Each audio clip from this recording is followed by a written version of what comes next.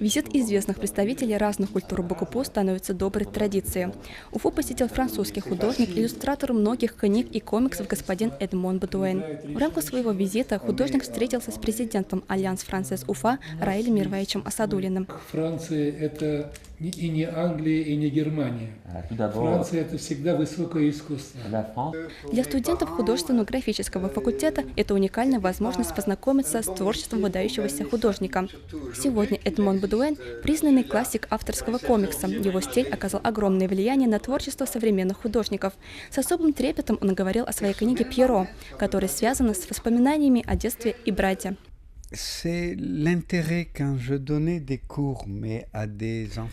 часто выступал перед детьми, но младшего возраста, и рассказывал им, как я в детстве научился рисовать вместе со своим братом. И я увидел, какой интерес это вызывает у детей. И я сказал себе, а почему бы не сделать об этом книгу?